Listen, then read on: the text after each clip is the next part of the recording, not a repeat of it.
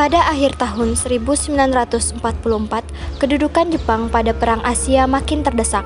Dalam menyikapi kondisi seperti itu, pada 9 September Perdana Menteri Jepang Koiso mengeluarkan janji kemerdekaan dan juga menarik simpati kepada bangsa Indonesia.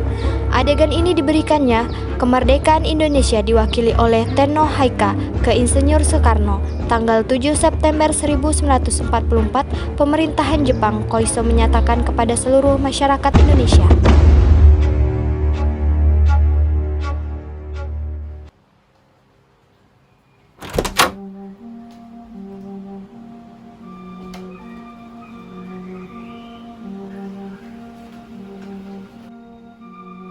The Japanese government declared to the Indonesia that they would be free in the future. I am so happy and deeply moved by the conflict of the soldiers fought tooth and nail to fulfill their obligation for many years waiting for Independence Day. Thank you.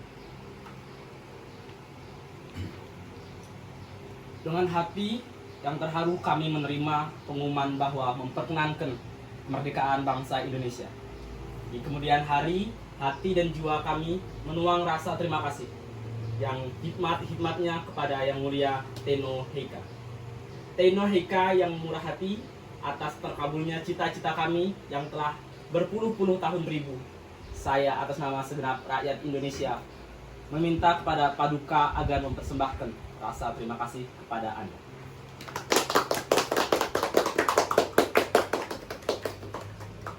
Setelah dikeluarkannya janji tersebut, pada tanggal 29 April 1945, BPUPKI terbentuk yang diketuai oleh Dr. Rajiman Widyodiningrat dan wakilnya Ichi Bangase dan Suroso. Tanggal 29 Mei 1945, diadakan sidang pertama kali atas usulan Dr. Rajiman Widyodiningrat untuk membahas dasar negara. Assalamualaikum warahmatullahi wabarakatuh. Waalaikumsalam warahmatullahi wabarakatuh. Pertama-tama, marilah kita panjatkan puji syukur kehadirat Allah Subhanahu wa taala karena kita dapat berkumpul di sini dalam keadaan sehat walafiat. Saudara-saudara sebangsa dan setanah air bangsa Indonesia ini, kita akan menghadapi bangsa baru yang mengguncangkan dunia. Oleh karena itu, dalam sidang ini membahas dasar negara Indonesia sebagai pondasi bangsa Indonesia. Saya, Dr. Rajiman, dengan ini saya nyatakan sidang dibuka.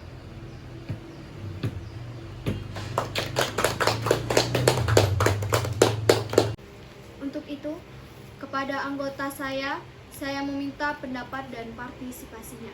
Silahkan saudara-saudara, untuk saya persilahkan. Saya yakin betul Indonesia memiliki kekayaan budaya. Indonesia adalah negara yang besar apabila bersatu. Oleh karena itu, membutuhkan dasar negara yang mengakomodir seluruh bangsa Indonesia. Terima kasih. Saya setuju dengan Bung Subarjo. Kita negara Indonesia akan membutuhkan sebuah ideologi yang bisa mempersatukan pihak. Terima kasih. Baiklah, saudara sekalian, dengan seluruh pendapat yang diusulkan, saya telah membuat rangkuman. Menurut saya, dasar negara yang meliputi dengan 5 poin yang saya sebut dengan dasar negara atau asas NKRI. Yang pertama, pri kebangsaan. Yang kedua, pri kemanusiaan. Yang ketiga, pri ketuhanan. Keempat, pri kerakyatan. Dan kelima, kesejahteraan rakyat.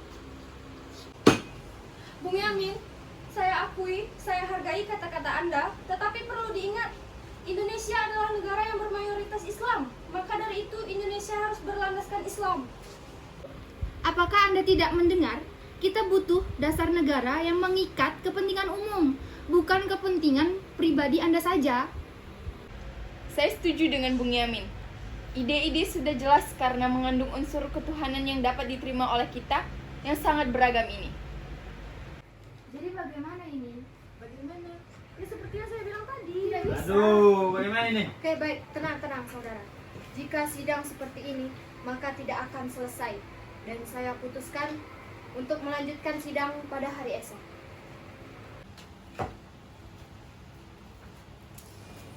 Hari kedua, tepatnya tanggal 31 Mei 1945, Profesor Dr. Supomo membuat rumusan.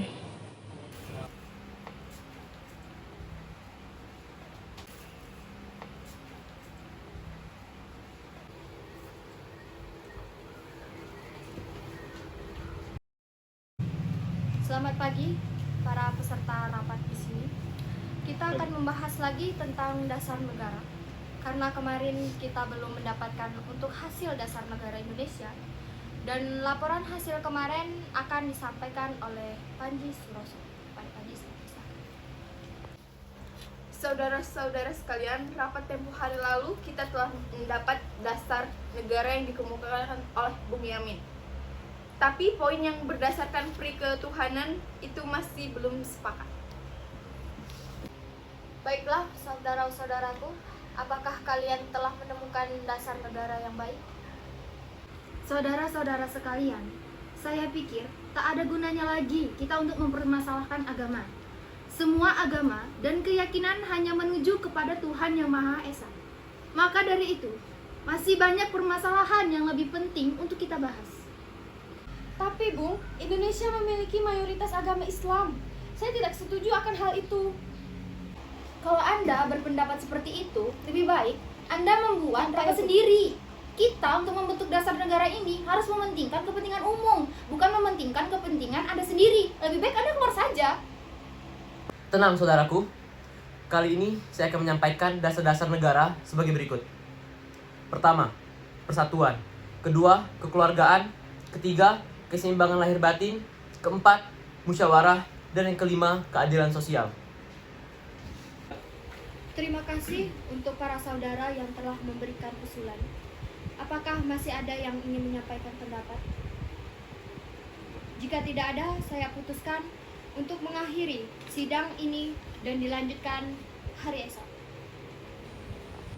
Sidang BPU PKI dilanjutkan pada hari ketiga, tepatnya tanggal 1 Juni 1945, dan kemudian Insinyur Soekarno mengeluarkan rumusan.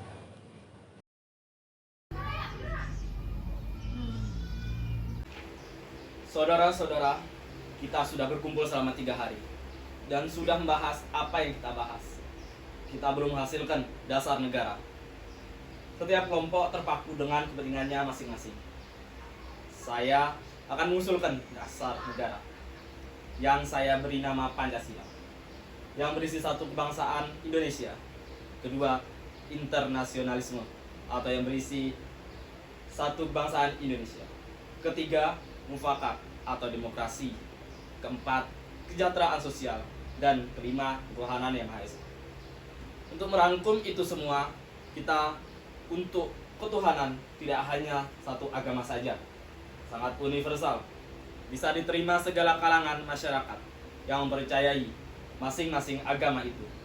Saya beri nama Pancasila dan semua bisa melalui tantangan sebagai bangsa yang merdeka. Tunggu sebentar. Bagaimana kemarin tentang bahwa dasar negara harus berlandaskan dengan Islam? Apakah saya boleh berpendapat? Dipersilahkan, Bung Karno. Bagaimana jika dalam waktu rehat ini kita gunakan untuk membentuk suatu badan untuk menghasilkan dasar negara?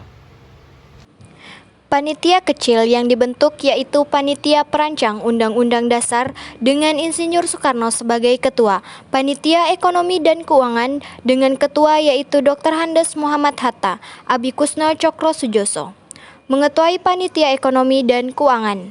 Pada sidang ini juga dibacakan Piagam Jakarta dari hasil kerja Panitia 9.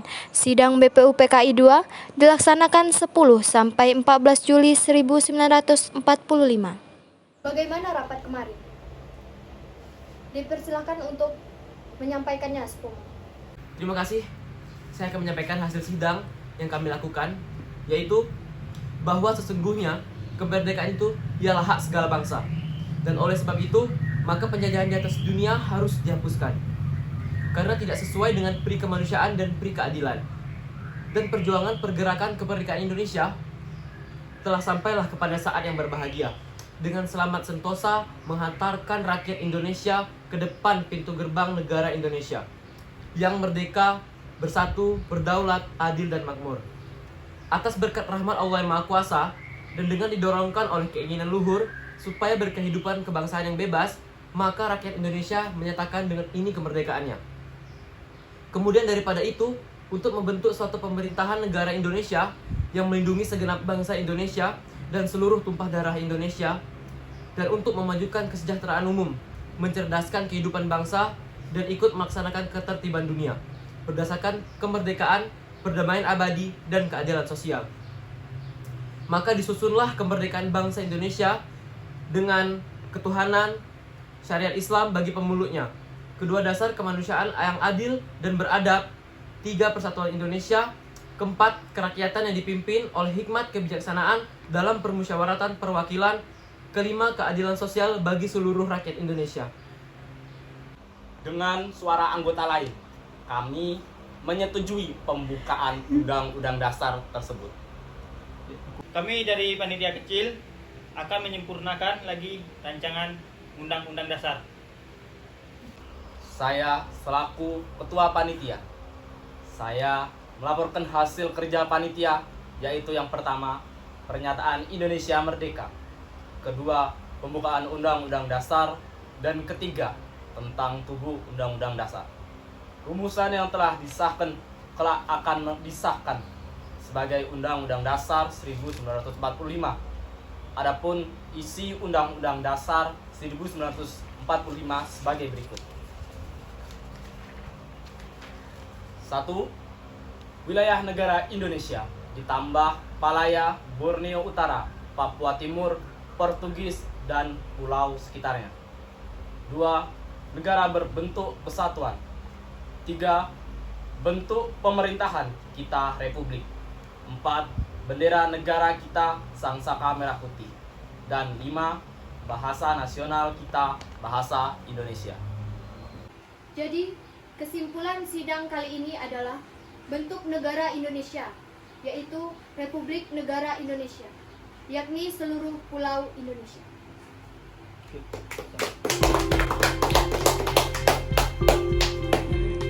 Dengan keberhasilan dari Panitia Perancang Undang-Undang Dasar menyusun rancangan Undang-Undang Dasar, maka tugas BPUPKI dinyatakan selesai dan dibubarkan.